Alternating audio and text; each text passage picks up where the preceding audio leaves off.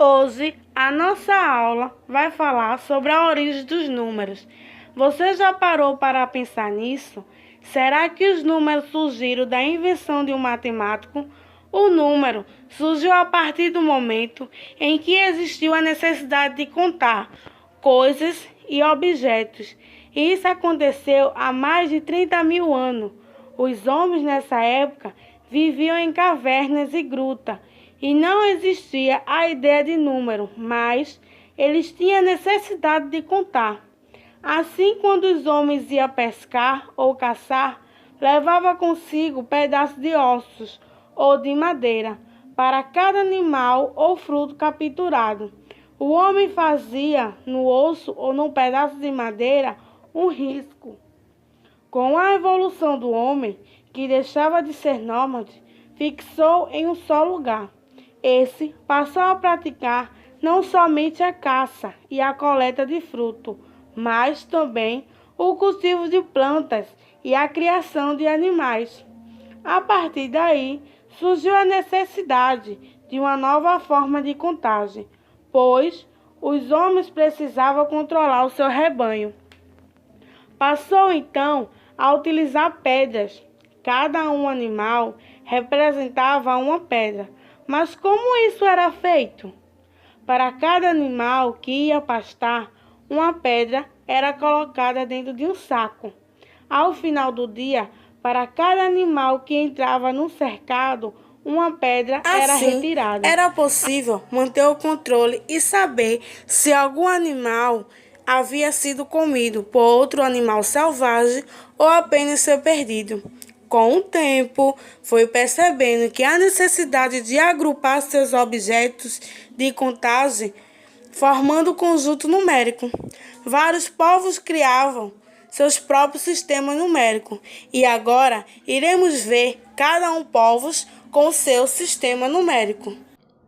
Contando com os egípcios e maias, mais ou menos na mesma época que os sumérios no nordeste da África, um outro povo criava um outro sistema de numeração. Você já ouviu falar das pirâmides do Egito? Pois é, eles eram craques mesmo em arquitetura.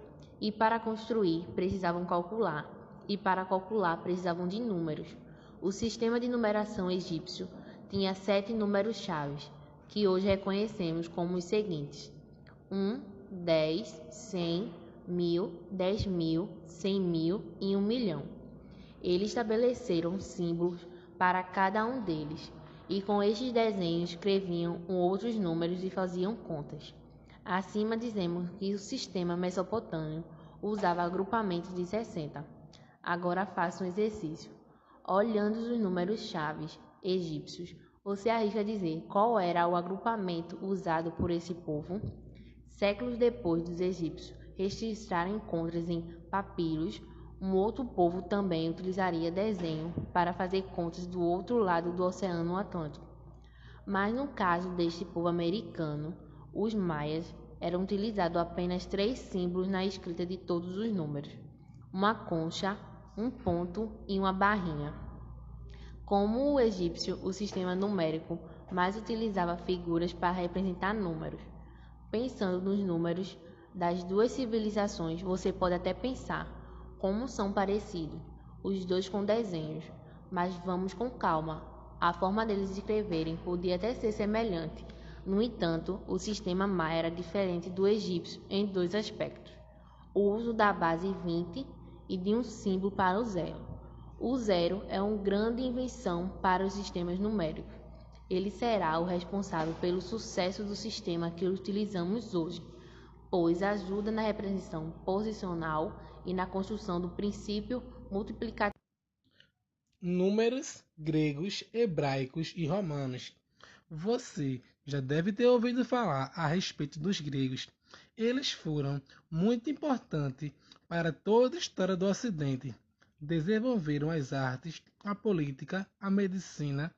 São considerados o pai da filosofia e da democracia, e junto com isso criaram um sistema numérico. Os gregos usavam letras do seu alfabeto para representar números. Talvez você já tenha visto em algum exercício envolvendo os seguintes símbolos: A, B e Y parecem apenas letras, não é? Mas são números 1, 2 e 3, utilizados por matemáticos gregos e conquistando muitas de suas terras. A civilização grega entrou em crise e aos poucos foram desaparecendo e cedendo lugar ao Império Romano. Com certeza, eles tinham muitas coisas para registrar e por isso criaram uma forma de representar os números de maneira que até hoje aprendemos nas escolas, em salas de aula, nas aulas de matemática, o sistema de numeração romano. Os romanos usavam 7 letras para representar números: I, V, X, L, C, D e o M, onde a letra I representava 1, a letra V 5, o X 10, L 50, C 100, D 500 e M 1000. Era um sistema ordenado onde a ordem dos números importava. Veja, V e I representa 6, diferente de I e V, que é 4. Você já viu algum desses por aí? É muito comum encontrar em alguns relógios. Números orientais. A fama de gregos e romanos é tão grande que, às vezes, parece que só eles habitavam o mundo antigo. Entretanto, na mesma época, outras grandes civilizações também se desenvolveram no Oriente, a chinesa e a indiana, e as duas também desenvolveram formas de representar quantidades. Na China, o sistema numérico era decimal, e os números eram representados por símbolos próprios da escrita chinesa. Este sistema começou a desvendado com a descoberta de escritos chineses em cascos e ossos de tartaruga datados de mais de 3.000 anos atrás. O povo, que hoje é reconhecido por comer utilizando pauzinhos, começou a escrever desenhando pauzinhos. Veja na figura ao lado um pedaço de casco de tartaruga encontrado por arqueólogos. No sistema numérico indiano está a origem do sistema que adotamos hoje. A região foi o berço de vários sistemas de numeração. Por volta do século 6 DC, o povo indo desenvolveu um sistema que apresentava o zero. No início, ele era representado pelo desenho de um ovo de ganso. Com a introdução do zero, a numeração indiana precisava apenas de 10 símbolos para representar todas as quantidades. Era um sistema posicional e multiplicativo. Esta facilidade deixou muitos sábios e matemáticos de outras partes maravilhados. Algum tempo depois, chegou à Europa e de lá se espalharia por todo o mundo. O sistema índio-arábico, pense em todos os números que você já escreveu. Pensou ou leu, todos eram representados usando os símbolos índios, que hoje você conhece como 0, 1, 2, 3, 4, 5, 6, 7, 8 e 9, certo? Além de diminuir a quantidade de símbolos, o que já facilita, o sistema indiano permitiu calcular mais rápido. Foi isso que aconteceu. Um árabe que se dedicou ao estudo de matemática indo para espalhar a novidade.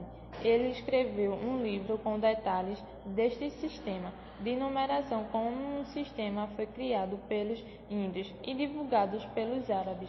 Ficou conhecido como Índio-Arábico. Finalmente chegamos ao sistema que hoje utilizamos.